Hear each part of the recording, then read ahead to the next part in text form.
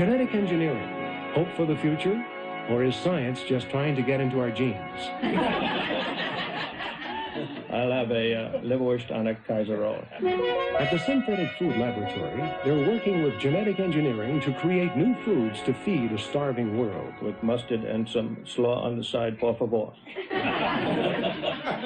The top scientist in this highly experimental field is... A little more mustard. Gracias. Dr. Horst Schmidt.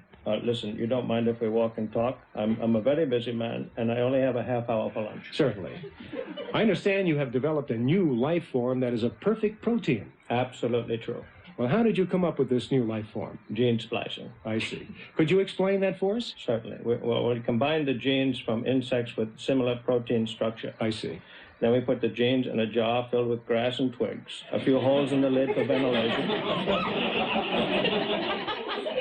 Then we put the jar under a grow lamp.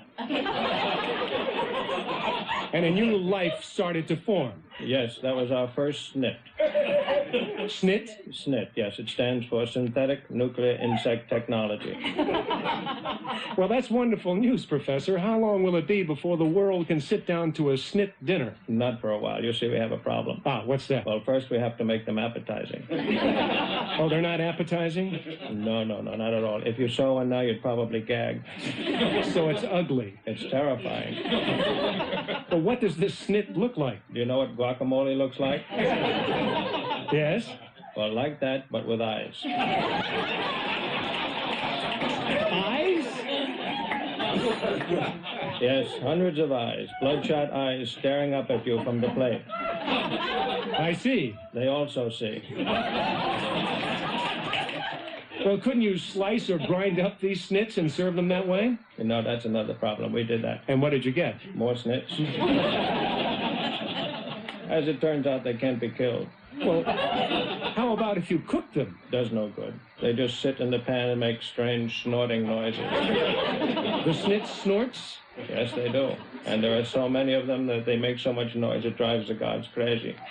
But that's not the big, huge problem. I see. And what is the big, huge problem? The strange disappearances. Oh, the SNITs are disappearing? No, the gods are disappearing. The guards? Well, what do you think happened to them? The SNITs ate them. Well, how can you be so sure? Well, it wasn't hard to figure out. One night we had two 150-pound gods. The next day we had a SNIT that gained 300 pounds. Well, that's awful. Are you sure?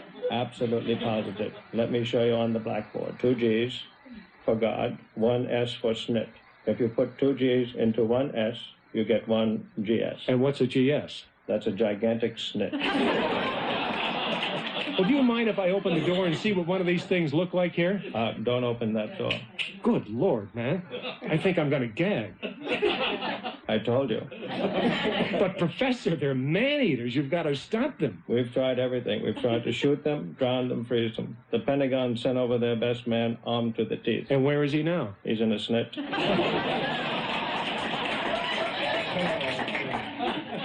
We watched him being devoured through a two-way mirror. It was not a pretty sight. That's awful. He was a valiant man.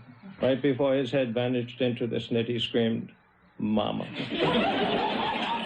That's terrible. It's a terrible problem. So what you're telling me is your genetic engineering has put the Earth in mortal jeopardy. So it would seem.